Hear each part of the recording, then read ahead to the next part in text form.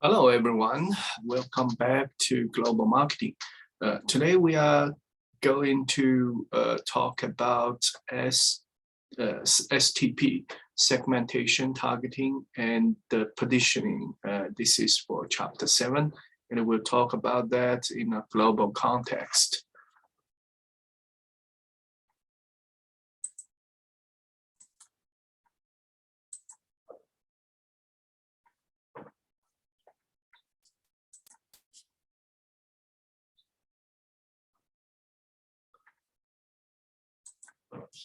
Okay, STP is a very, very important component for marketing. Marketing is about 4P, but before we do the 4Ps, we have to understand our customers, whom they are, and how they are different. Of course, every customer is different, but we are not going to tailor our offering to do differentiated service or make a customized design for the product for each individual customer. And sometimes it's not necessary. So what we would do normally is either we use one size for all to design one product for every customer, or we believe there are different groups of customer. Within the group, there's homogeneous, that's a unified demand for certain products. We can use one type of weapon marketing tool to impress them, and across groups there will be variations. So that's why we should do segmentation. So if we have 100 customers, we can set them into like 4 quarters. Okay, each quarter we use different product, we use different service, we use different marketing communications to promote our product. Across these 4 quarters, we'll see variations in offering, in communication, in interaction. Okay, another problem comes up. If there's 100 customers, we can potential customers, we can divide into 4 quarters for groups, but are we going to target all of them? Are you going to sell to all of them? What if we don't have so much resource? We can only pick 2 out of these 4 segments. Then we have to pick 2 out of 4. This is called targeting. So you can target everyone, every segment, or you can target just a handful of them for this and that reason, and we have to make a decision. Okay, then this is targeting, the second step. Third step is positioning. If we choose to target 2 groups, then what would be the optimal offering to each individual group? And what should we promote, communicate over there? So that's called positioning. So you see STP, they are progressive, okay? And if we do STP properly, the next step is use as just a 4Ps, okay?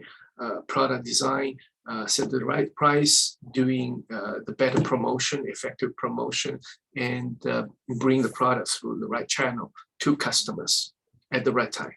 Okay, so this is about Chapter 7. What we are going to talk about is in the global context, how we do segmentation, then what are the criteria we should use, how we can define product market grid, product market combination, then target market strategy. Okay, lastly, positioning, how we can do positioning. So global market segment, it's not quite different from segmentation in a single country. The problem is, the only thing we have to understand is there is pluralization of consumption or segment simultaneity. What does that mean? Since the principle for doing customer segmentation is within the segment, customers should have some homogeneous characteristics, okay, some kind of characteristics that are same. If it's within one country, you need to understand, we just put customers into like regional groups, across those regions, they're different. But if we put in a global context, multinational concept, there are cases that one segment in one country should be very similar to one segment, one group of customers in another country, right? Should we put them into the same segment, same global segment? Probably yes. For example, I'm from China, and you see that for every country, Western country, there is or big cities, there's a Chinatown. And people in those Chinatowns, they carry the same type of culture, probably same type of value, belief, and attitude, same type of lifestyle. So when you want to do a segmentation that's on ethnics, on some demographic feature, probably should put them into the same segment, even though one segment is in America, one segment of Chinese ethnics is in UK, one is in Singapore, and so on. So come back to the principle of segmentation, homogeneity within the same segment. So the segment, people from the same segment, they can be from different geographic location. So this is only adaptation or revision that we should have if we do segmentation in the global context. Still follow the basic rule of homogeneity within the same segment and heterogeneity across the segments. Okay, there are four ways we can do segmentation as we carried in the basic marketing class: demographic, psychographic, behavioral, and benefit. Okay, we'll talk about that in a little bit detail. So marketing segmentation, within the segment, there should be homogeneous attributes, features, characteristics. They should have the same response marketing mix. The behavior should be similar, response should be a little bit similar. How segmentation is used. For example, Best Buy is used, let's use the example in US, in Canada. Best Buy, they just changed their setup for stores based on their segmentation. They categorize customers into the following groups. There'll be soccer mom, there'll be wealthy professionals, there'll be tech gurus, there'll be family men, small business customers, young people, older couples whose children have left home, so relatively older generation. So town by town, local by local markets, you will see variations for the population distribution across all these groups. So what they do is they understand their customers, they maybe plot out all the distributions for each location they open their store. Then based on different distribution of their segments, they change their store design, store display, and the store offering. For example, a town like Las Cruces, you don't have so many wealthy professionals, tech enthusiasts. Probably you have soccer mom, family men, old people, young students. So they changes their store design a little bit to tailor that situation. Okay. So that's what Best Buy is doing. They are doing this very successfully. Conventional wisdom, if we do within a country, is I think within the country we have different segments, and that's it.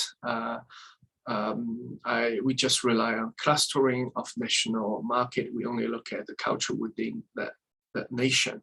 But unconventional with them, if we put in global context, we think, well, segments can be, same segment can be across different country boundary, right? And we also recognize subculture.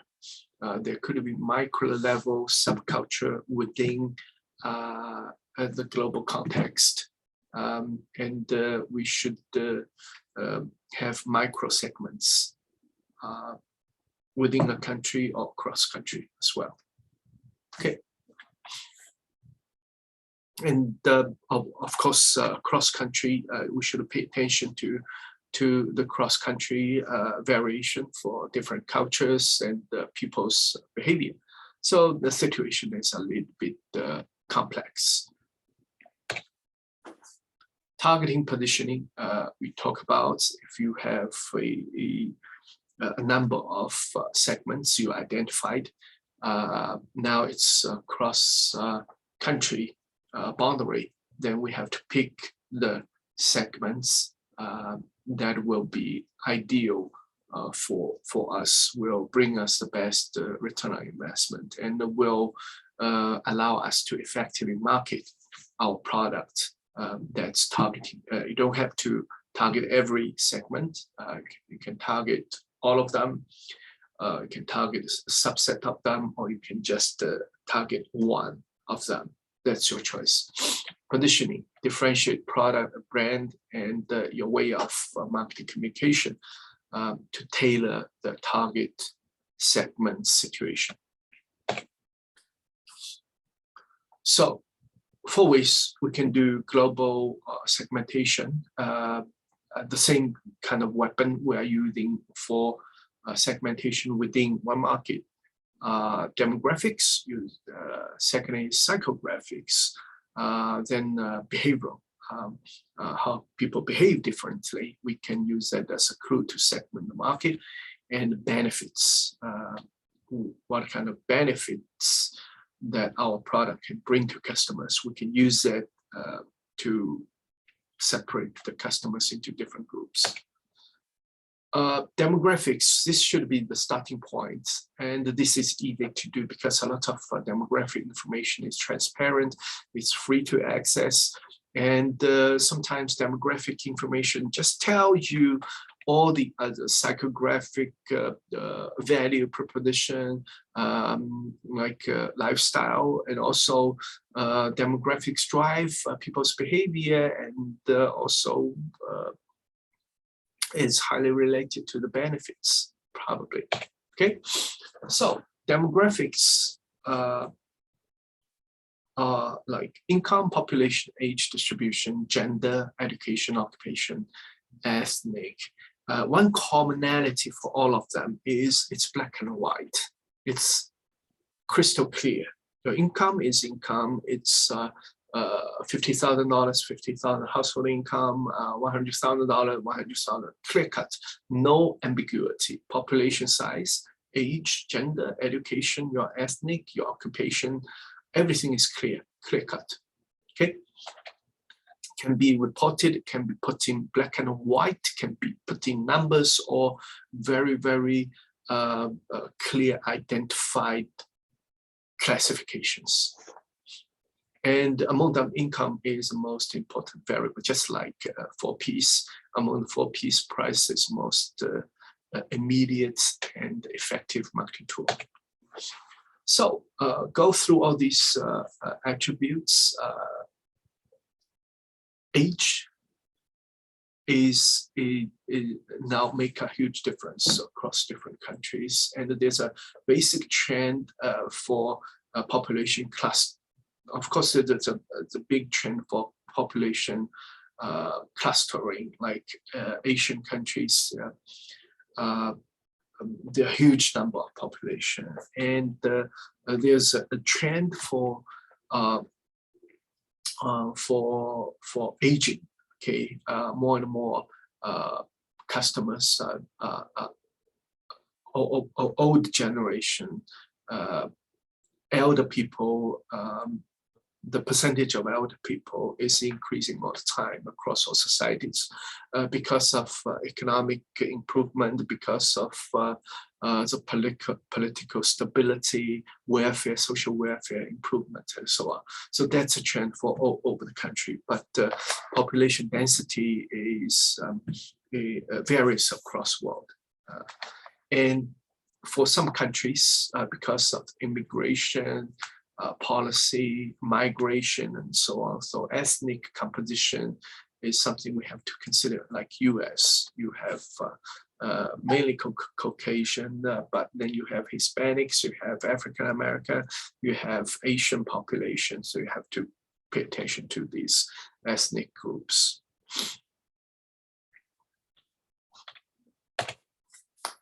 Then income distribution is not uniform. There's sometimes 80-20 theory, 80% of the wealth possessed by 20% of the population, or even more, because there's a Gini index, GINI Gini index. It shows that the polarization is getting worse and worse, that rich people getting richer and poor people getting poorer. This is a trend like in US or in global. There's a kind of trend, cause a lot of alerts. Purchasing parity. When we think about income, we have to think about the real purchasing power and how to make this purchasing power comparable. We think about purchasing parity. Don't just read into the income numbers. Here are some examples. For example, China used to be state-controlled economy, so a lot of things are provided by state. It's almost like subsidy to your income, like housing is free, medical is free. Then even if we have this number of income, actually the purchasing power is much larger, because a lot of other things are free, right? So if you want to make comparing between income in China versus income in India, probably you should make some adjustment. And the disparity in income we show, like North America is wealthier, and the European Union, in Western Europe, is wealthier, and Australia is a developed country. Northeast Asia is a little bit wealthier than the rest part of Asia, and so on. So when you do analysis on the economic situation, you have to put that into consideration. And two biggest economic power is China and India in terms of the population, in terms of the potential market. But at the same time, you have to understand the culture is very much diverse in these two countries. China, there are all about 56 ethnic groups. In India, there are provinces, there are different ethnics as well, speak completely different language, and follow different kind of religions and so on. And there are a group of people extremely rich, but most of the population are, like in India, below poverty line.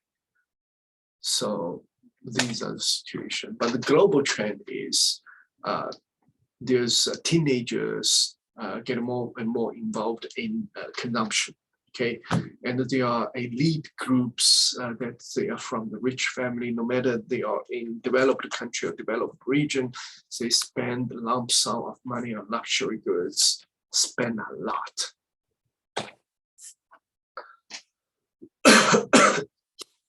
Excuse me. Another characteristics is gender. Sometimes gender segmentation is very, very useful, especially for products that's gender-oriented, fashion, cosmetics and so on. So Nike sportswear's clothes, you have for men, you have for women, Coach,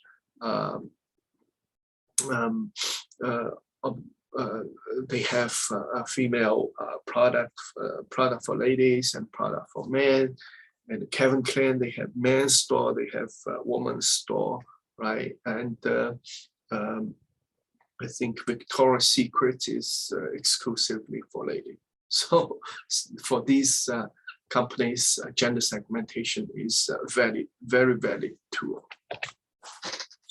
Ethnic segmentation for a country, big country like US, very clear cuts. You have African American, you have Caucasian African American, Asian American, Hispanic Americans.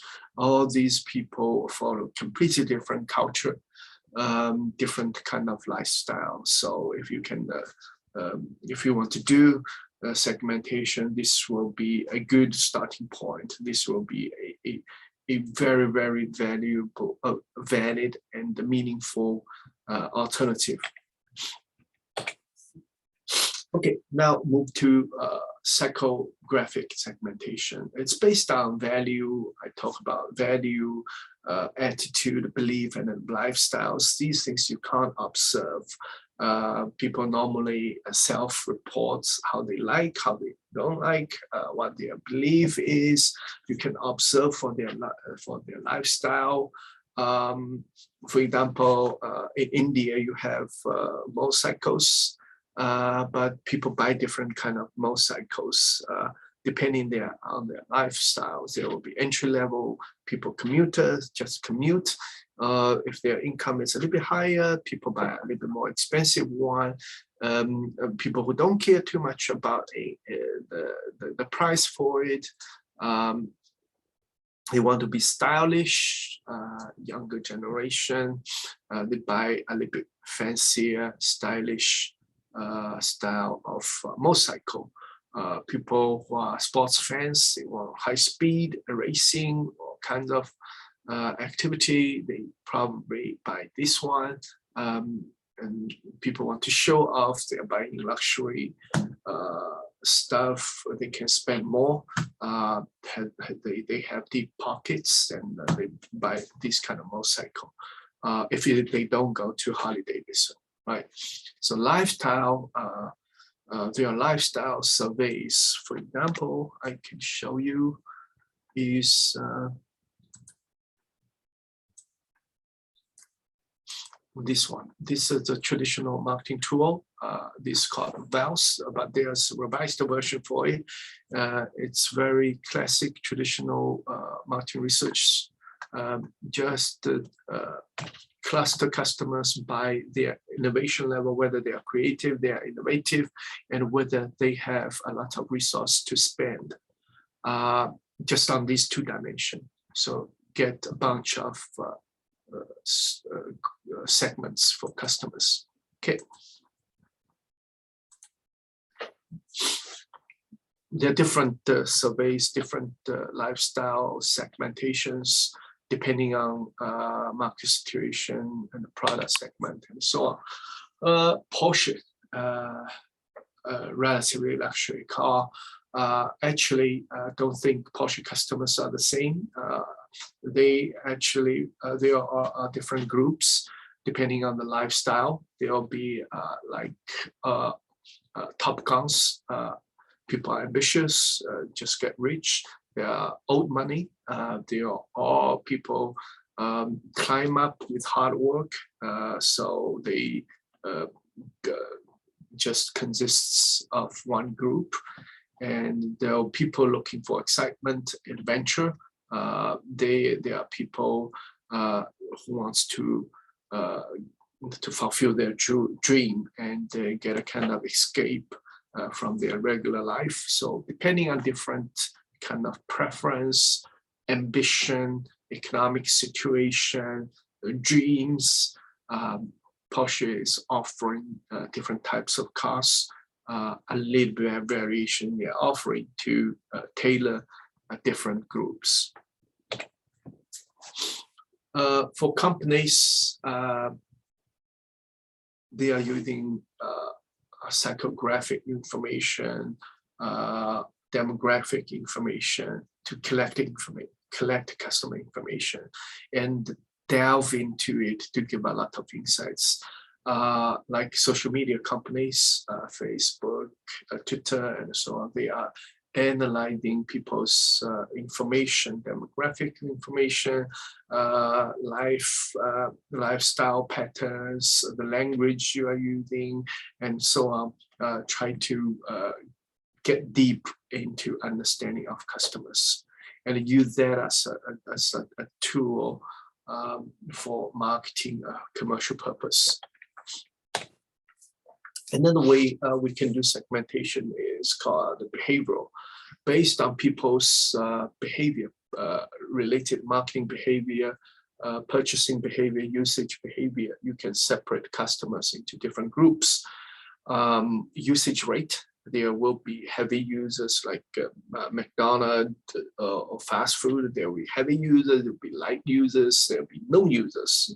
Some group of people never go to all these fast food shops. Okay, user status, you are potential customer, you are not aware of the product, you are aware of the product, you haven't purchased a product, or you're first timer, you regular customer for repeated purchase all the time, or you are a switcher, you stay with us for a while, and you will be open to competitors' products, or we already lost you. You are already a customer for our competitors, and we want to win you back.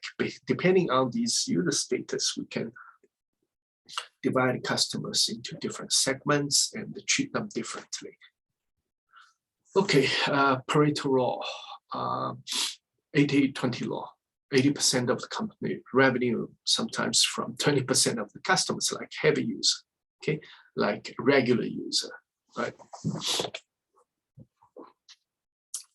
Last way, regular, but there could be more ways we can do segmentation, but a common way that we use is benefit. Benefit is a value that you bring to relate to the value that you bring to customer, okay? Companies use benefit to differentiate customer. One extreme example is, for example, pharmaceutical products. You can use a benefit to customers and divide the customers crystal clear, black and white. Patients, the pharmaceutical products, the drugs will bring utmost benefit to them. They can take the treatment, take the medication, or they don't get cured, or sometimes the disease is life-threatening. If they don't take the medicine, they die. Okay, so benefit can immediately separate customers into two groups: benefit group, non-benefit group. Non-patient, the healthy people, medicine has no value to them, no benefit to them. They can never be a customer. The only exception is your medicine is preventative. So some group of people, they think about prevention. They might take it, okay? But benefit is one angle you can use to segment customers. Some mistakes we also always make. We only look at current market. We don't look at the potential change or dynamic situation of the market, growth of market, potential of the market. And we forget about competitors, okay?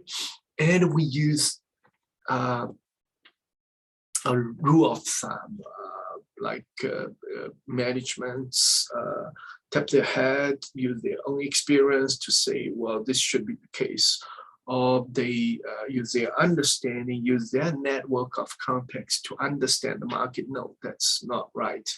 And we want to capture every opportunity, but some opportunities we have to give up because we are not able to capture it. 4 criteria related to that. 4 criteria for target market. you have the segmentation. Okay, you want to target them, or you can only target a handful of them because of internal or external factors. Internal is basically it's a resource limitation. External is there are some factors prevent you from reaching or achieve marketing to that kind of segment. For basic rule, current size and the growth potential. Okay, the market the segment should has a very attractive current size and should have potential in the future. If the market size is shrinking, is that a market segment you're interested in? Competition. Always think about competitors' move. Current situation is attractive, but what if it attracts dozens of competitors in the coming years? Feasibility of successful region. This is an attractive segment, but the market is bad. African market is attractive, but the market we cannot approach. There's no distribution system. There's no 5G infrastructure over there. How can we sell 5G phones over there, right? There's no way that we can do commercials, communicate with customers for the benefits of our product. So it's difficult to really do marketing successfully, compatible with the company's overall objective.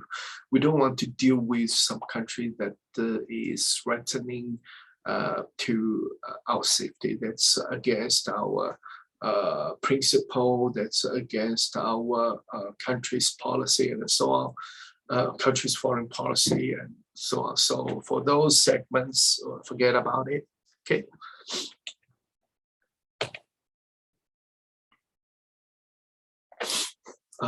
Some negative factors that will affect your reachability, feasibility, and compatibility will be regulatory factors. We talk about political risk, regulatory situation in some countries. You don't want to go there.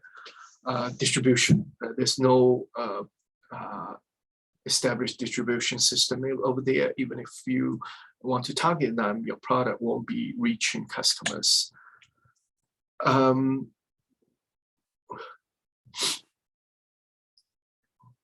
Segments won't be compatible with our brand image, competitive advantage, and so on. So you cannot establish an advantage in that market. We have to do a lot of adaptation to go to that market because of regulatory restrictions, because of culture differences, and that will just make our costs going up, make the return on investment to go down rapidly. Are we able to source? Are we able to locally provide all these products over there?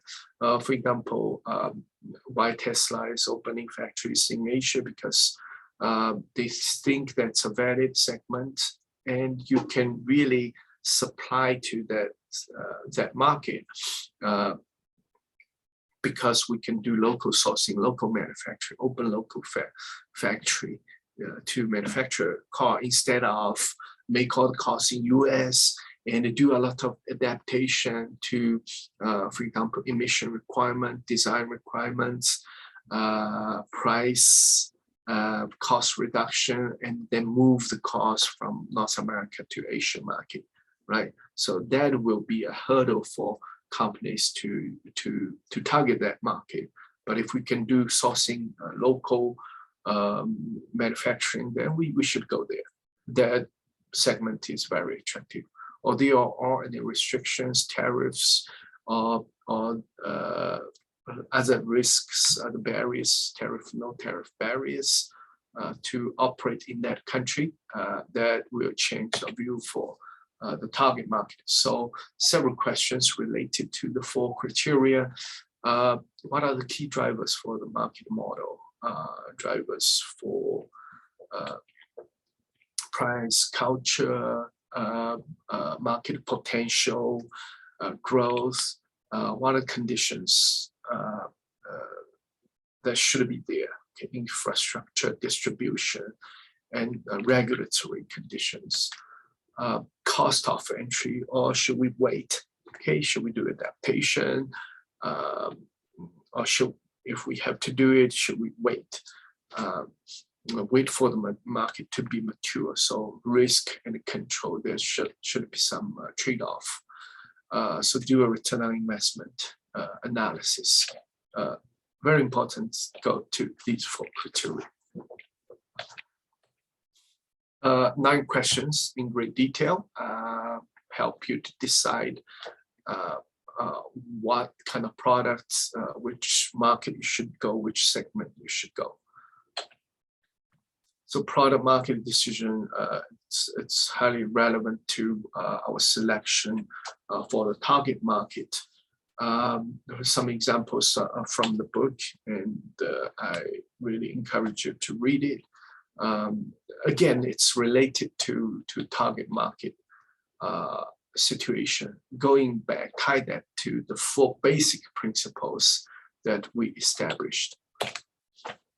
Okay, after you do all these analysis, answer all these questions, then you get a clear clue on what you should do. You can target different segments, use one weapon, that's standardized global marketing, undifferentiated target marketing, massive marketing on a global scale. Okay, or I can use one weapon to target all the segments. Definitely that will save your time, save your cost. Because you have all the standardized marketing mix, just extend what you have done in your home market to global markets. Or you can do not work on all the segments. You can work on only niche market, just concentrated global market. Work on only 1 or 2 out of these 10 or dozen different segments. And go deep. Some companies, they choose this, they don't market their product all over the world, but they focus on several segments of the product. Luxury product, and especially design product like cosmetics. So they really work on only several segments and tailor their offering to those segments. For example, Estee Lauder, you will see what they offer in Asia. They focus on several markets in Asia, and what they offer over there will be quite different from what they offer, the product line they carry in US. Differentiated the global market. You have multi-segments, more than 1, more than 2. And you offer the products differently to those markets. You not only work on one market, go very deep to it. You work on a handful of markets. So work on all markets. You work on a limited, very limited 1 or 2. You work on multiple ones. That's your choice.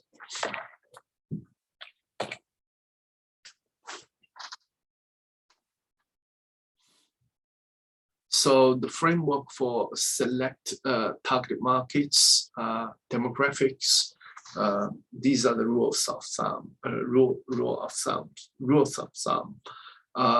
Demographic feature is easy to access. You should think about that, and that's a starting point. Product market must be considered what kind of market you are going, and what kind of product you are going to offer to that market, existing, or you should do adaptation. Some marketing model drivers, some factors that will be enabling factors for the business to be implemented in target market: infrastructure,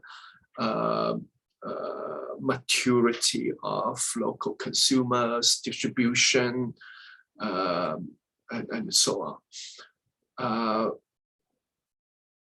Related to that will be the the neighboring condition, right? So this is about targeting.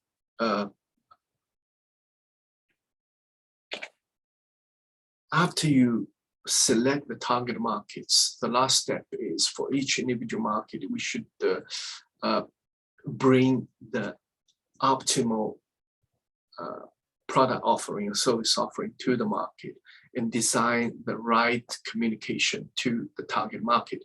There are different ways we can do. If we know this segment, this type of customers in this segment we are going to serve, we can have the following options.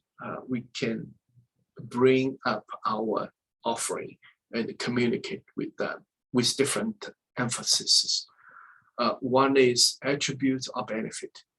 We can highlight the attributes of our products or the benefits of, we just tell the benefits of our product. Sometimes the attributes will be too technical, too functional related. Benefits will be in general easy to communicate. Like if we bring a car, the attributes can be ABS and airbag, all these kind of thing. But benefits is just you tell people that your car is safest in the market and so on. Sometimes you talk about quality and the price, convey the idea you offer low price for same quality, high price for high quality. You offer same price for high quality, you have same quality for lower price and so on. So you use different positioning. You just convey to customer the advantage of your product offering. If you want to offer to use to customers, you can emphasize on the use of the product. It's convenient, it's safe, and so on. Or you can emphasize on the user.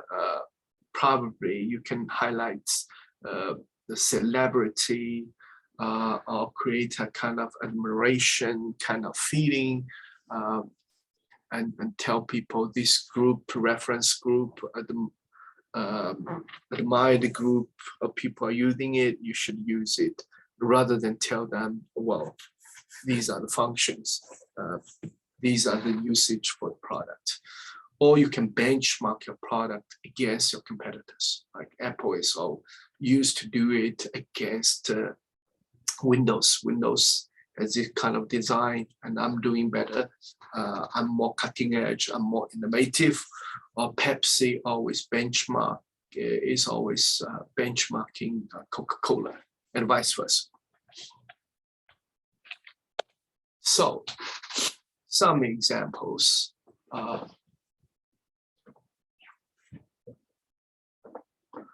You have attributes, benefit. You can talk about your product is economical, reliable, durability, compatible with existing usage, right? Or you can talk about the benefit of your product. You highlight this, then try to attract people. Then you know, quality and the price. These are the two dimensions. There are trade-offs between them, and you can show your premium positioning. Use or usage, especially for luxury goods, you should emphasize on the user probably. For some functional durable products, you can emphasize on the user side. But it's product specific, it's situational specific competition. This is a weapon used cross-board. So let's get more examples for these positioning. Okay. These are segmentation.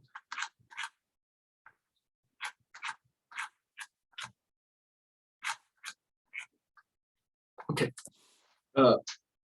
For this kind of product, they are garbage bag, but this is emphasizing on the usage side or benefit sometimes. It's on the benefit side. Ultra strong, right?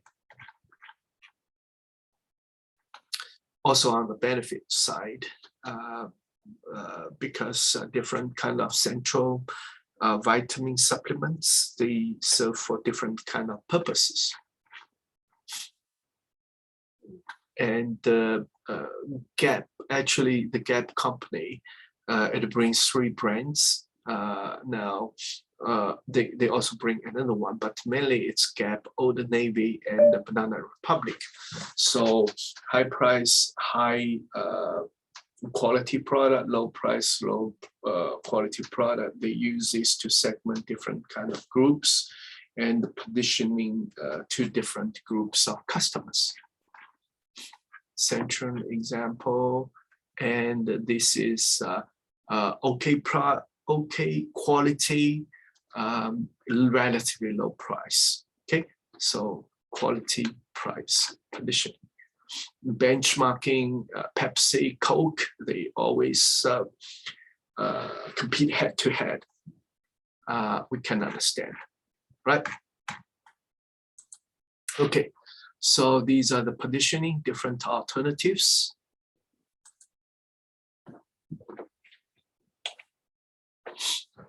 How you can tie positioning with culture. There are different ways you can do a global culture. So I position my product, and if my product most likely for or high-tech product, it's leading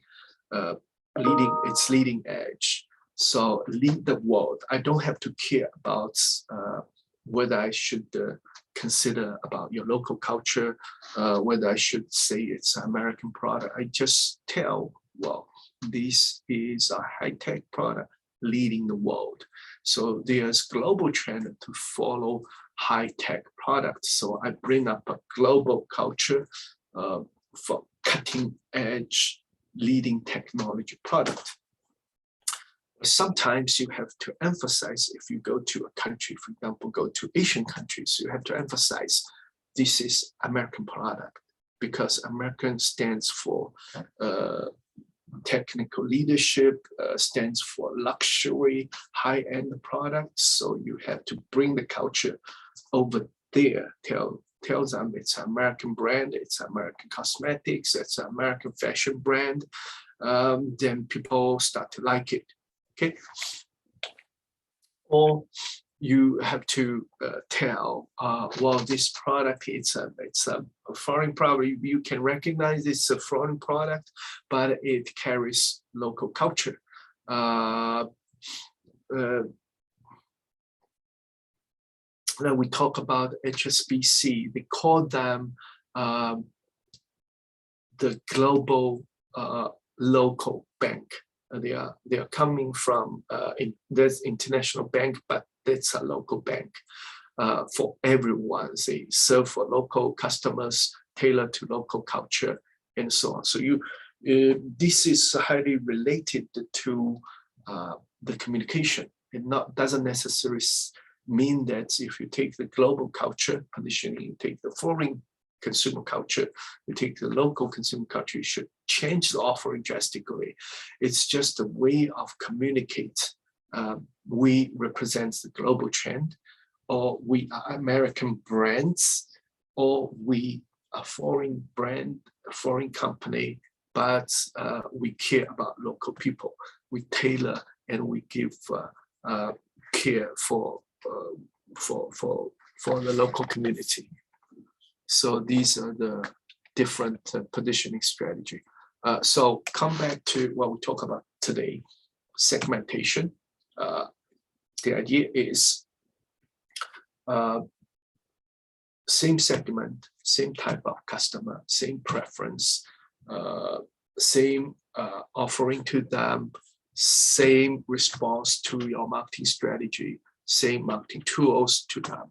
Across segments should be different. There are different ways to segment the market. You can use demographic, you can use psychographic, you can use behavior, you can use benefit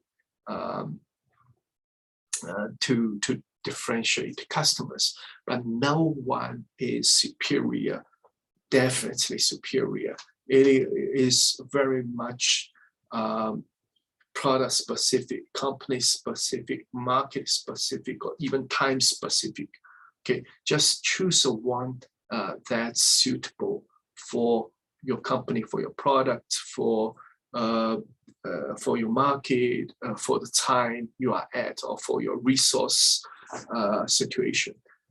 Then you have different segments. You divide customers into different segments, and you pick the segments that you are going to work on. It can be all segments, or can be just one, or can be two. For different segments, you can do one size for all type of marketing, or if it's individual segments, one or several, you can really tailor your offering differently to them. When you tailor your offering to them, positioning, you can have different ways you can go. You can have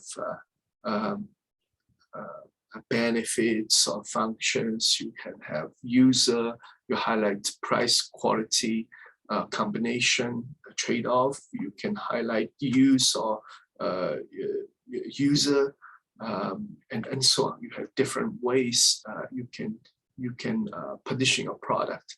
When you position your product, you tailor culture into communication. You can bring global culture. You can bring a foreign culture. You can bring, sometimes you position yourself as carrying local customer culture to make yourself close to local people, even if you are a foreign company. It's also market specific, product specific, company specific.